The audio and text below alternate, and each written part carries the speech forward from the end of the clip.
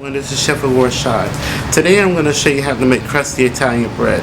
This recipe is pretty easy to follow if you're somewhat experienced at baking, and if you're not experienced, your outcome should come out pretty decent, but just remember not to over knead the dough and just keep practicing over time and your bread will come out perfect. One thing that I do want to mention before I start this recipe is it does call to use active dry yeast. And active dry yeast, there is a difference between active dry and instant dry. One of the things with active dry yeast is you have to allow the yeast to soak in the water to activate it with sugar to allow the yeast to work properly. After adding your yeast into your flour and adding all the rest of your ingredients in, you go through the kneading process and you're allowing the bread to rise. You have to also allow it to rise properly, and usually it may take between 1.5 to 3 hours depending on the size of the bread that you're making. And after you allow the bread to rise, you have to punch all the air out of the bread, and then you shape it, and then you're going to allow it to rise a second time, which could be up to 50 minutes. And you have to allow it to rise twice before baking. With instant yeast, you don't have to dissolve the yeast in water. You just simply throw it into the flour and add all your ingredients, and you allow it to rise. It may take 1.5 hours to rise the first time, but after you punch all the air out of the bread dough, you can bake it right away. You don't have to allow it to rise twice. And also, when you're using instant yeast, you're sacrificing the flavor of the bread that you would normally get from active dry yeast, because active dry yeast and yeast in general, they fermentate. So as it's rising, it's actually fermentating and creating the flavor that the bread relies on. You'll be able to find all the measurements in the bottom of the video, and also in the description box you can go to my blog and click on the link, and it will take you directly to the recipe. You don't have to do any searching whatsoever. So let's go ahead and start this recipe. So I have 1.25 cups of warm water. You don't want it to be too hot, so right about 100 degrees is fine. And we're going to dissolve the yeast into the water and mix the yeast into the water and allow the yeast to dissolve in the water for 10 minutes. Okay, my yeast is active. It's bubbly and everything, so that's how you know your yeast is active. And it will look like that. It will be foaming at the top. So here in my stand mixer bowl, I have 3 cups of unbleached flour. You can use all-purpose flour or bread flour for this. In this I have a teaspoon of salt, and traditionally in baking you don't use kosher salt unless the recipe specifies, so I used regular salt.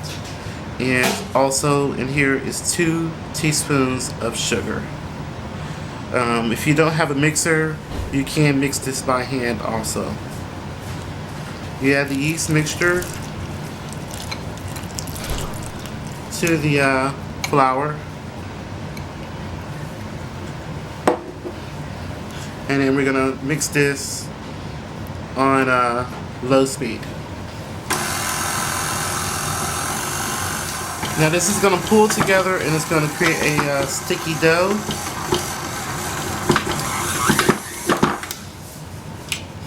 You're just gonna do this with the paddle just until it pulls together, which it has here. Now we're gonna add a tablespoon of oil, and you can use whatever type of oil you have on hand. I'm using canola. You can use olive oil. Traditionally this uses olive oil, but I didn't have any on hand. But any type of oil will work.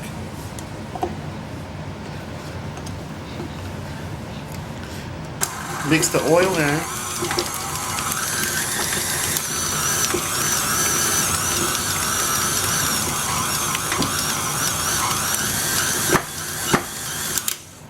Okay. And now we're going to put on the dough hook.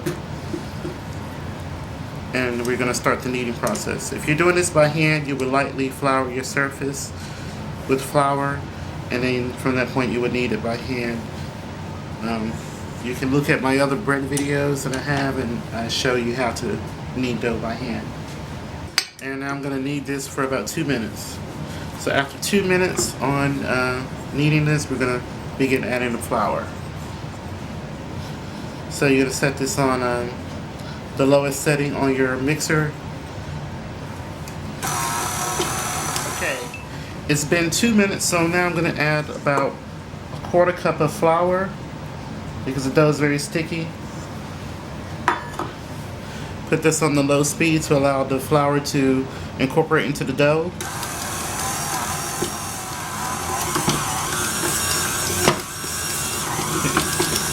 You may have to take the dough off the hook to help the flour mix into the dough, but just depending on how sticky your dough is, start off with 2 tablespoons of flour.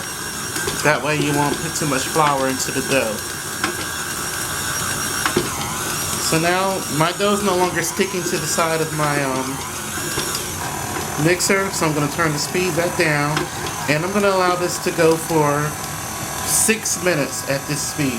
So before I let it go for 6 minutes, I'm going to pull the dough off the hook one more time.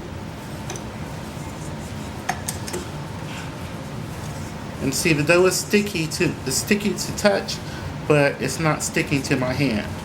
And that's how you know that your dough is going to be a good dough. But don't mix this on high speed because you can't over knead the dough. So let this go for 5 minutes and we'll be back. Okay, it's been 5 minutes, and I just want to show you what the dough looks like now. When you go to pull the dough together, and if you still see these gluten strands that's not quite properly developed, let me adjust the light here so you can see. So when you go to knead the dough, and you see how the dough, you can actually see the stretching of the dough. That means the gluten is not quite ready, so we're going to need this a little bit longer. So because I'm doing this with the machine again, I'm going to do this very small increments to prevent the machine from overkneading the dough, but just by the feel of it, feels like it needs like another 3 minutes. So I'm going to put this back on my lowest setting here, and I'm going to knead this for 3 more minutes. Okay, so it's been another 5 minutes, and I'm going to show you what the dough looks like now.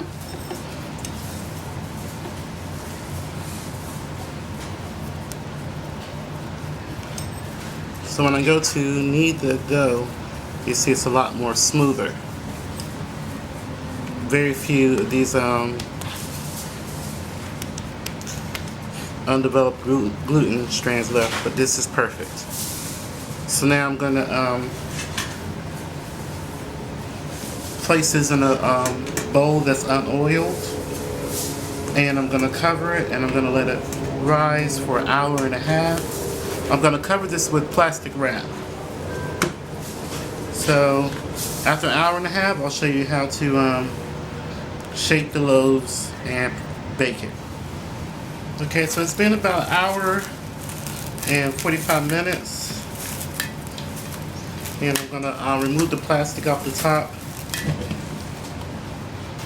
Press down all the air. And I lightly flour my surface here. With just a little bit of flour, not too much. I'm going to just knead it a few times.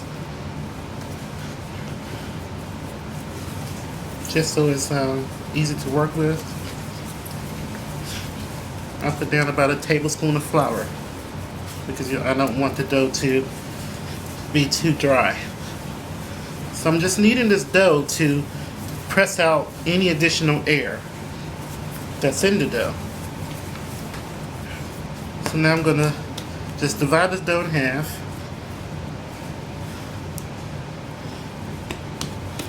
Okay. Set the other half aside. Slightly dust my hands with flour. And I'm going to roll this into about 12 inches.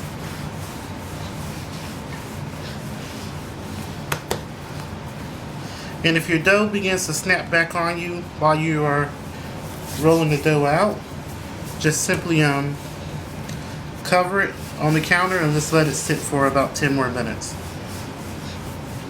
But this is stretching out very nicely. So I'm just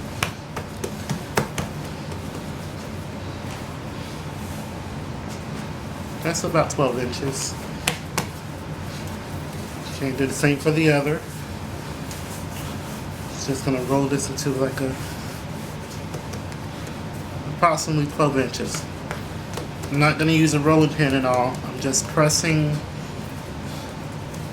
and stretching. The dough is starting to stick, as you see here, and if that happens, just simply put some more flour on the surface there. And now it shouldn't stick.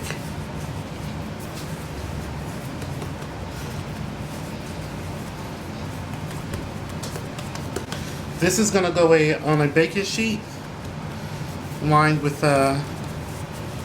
sprinkled with cornmeal, and you're going to allow this to double. So this is going to sit for about another 45 minutes. So here is my dough that's on the sheet pan that I've sprinkled with cornmeal. Just take a knife and just lightly drag it across the top. You don't want to cut all the way through.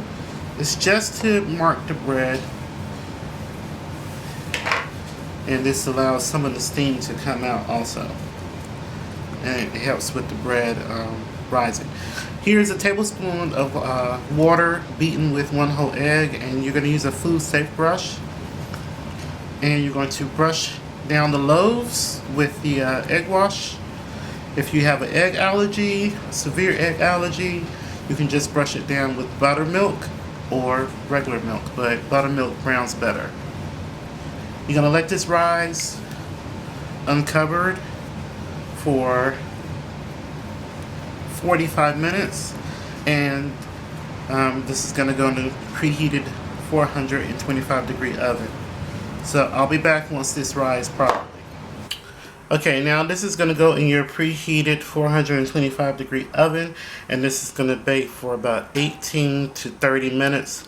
It just really depends on how much rise has happened, and depends on your oven. So I'm going to put this in the oven, and I'll let you know how long this took to bake. Okay, this is the bread, and you hear how hollow that is? That means the bread is ready. It took about 35 minutes for it to bake for me. So I'm going to let this cool off completely. As you see here, this is the bread. I'll give you a close-up. You see it's very crusty. Very nice rise. But just remember, let the bread cool off completely, and you'll have a much easier time slicing it.